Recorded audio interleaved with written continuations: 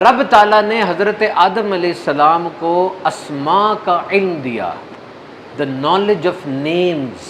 نام بڑی چیز ہوتی ہے، یاد رکھنا، نام بڑی چیز ہوتی ہے۔ میں ایک نام آپ کے سامنے لیتا ہوں، آپ فوراً مجھے بتائیں آپ کے ذہن میں کیا آتا ہے؟ پہیا، کیا ذہن میں آیا؟ کتنا کچھ آیا، چھوٹا بھی پہیا ہوتا ہے، بڑا بھی پہیا ہوتا ہے، بالکل وہ جو پلی ہوتی ہے چھوٹی سی گراری، وہ بھی پہیے کی طرح ہوتی ہے۔ پین، کیا ذہن میں آیا؟ کتنا کچھ آ گیا۔ تو ناموں کا علم اللہ تعالیٰ نے دیا، اور سارے حیوانات، جمادات، پرندے، جانور، پھل پھول، جنت کی نعمتیں، پیالہ پیالی، تمام انسانوں کے نام اللہ تعالیٰ نے حضرت آدم علیہ السلام کو 18,000 زبانوں میں سکھا دیے۔ یہ ان کا معجزہ تھا حضرت آدم علیہ السلام کا۔ اب اللہ تعالیٰ نے فرشتوں سے کہا بتاؤ یہ کیا ہے؟ فرشتوں نے کہا مالک ہمیں تو نہیں پتا، ہمیں تو وہی پتا جو تو نے ہمیں عطا فرمایا۔ حضرت آدم علیہ السلام کو فرمایا، انہوں نے بتا دیا۔ اب اللہ تعالیٰ نے فرشتوں سے کہا سجدہ کرو۔ Now bow in front of آدم علیہ السلام، پراسٹریشن کہتے ہیں سجدہ کرنے کو۔ تمام فرشتوں نے سجدہ کیا، شیطان نے نہیں کیا۔ کیوں نہیں کیا؟ کہنے لگا اے مالک میں اس سے افضل ہوں، میں آگ سے بنا اور آگ اوپر کی طرف جاتی ہے، یہ مٹی سے بنا اور مٹی نیچے کی طرف آتی ہے۔ دلائل لے کر آ گیا تھا۔ یاد رکھو کبھی بھی باس کے سامنے دلیل نہیں چلتی۔ باس ہے وہ، باس از آلویز رائٹ، وہ جو کہہ رہا ہے وہی دلیل ہے۔ تمہارا کام ماننا ہے، تمہارا کام ایکسپٹ کرنا ہے۔ ہر جگہ پہ دلائل تو نہیں نہ چلتے، دلیل کی بیس پہ فیصلے کرو گے۔ عقل کی سب سے بڑی خرابی کیا ہے؟ عقل کو جو بات سمجھ میں نہ آئے وہ اس کو ماننے سے انکار کر دیتی ہے، یہی سب سے بڑی خرابی عقل کی ہے۔ عقل کے ترازو پہ ہر چیز کو جانچا نہیں جاتا، جو حکم ہوتا ہے وہ حکم ہوتا ہے۔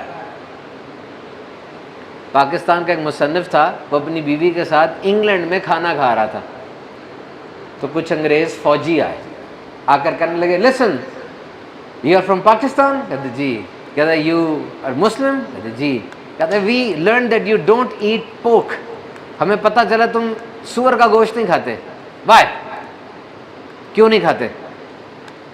وہ کھانا کھا رہے تھے، انہوں نے کہا کھانا کھاتے پتہ نہیں کہاں سے آ گیا یہ۔ تو کہتے ہیں اٹس Allah's order، اللہ said that we should not eat pork، اللہ کا حکم ہے کہ ہم سور نہیں کھاتے، اللہ کا حکم ہے۔ وہ کہتے ہیں what is the argument behind that، what is the logic؟ وہ کہتے ہیں اللہ کا حکم تو ہے لیکن دلیل کیا ہے اس کی، دلیل دو۔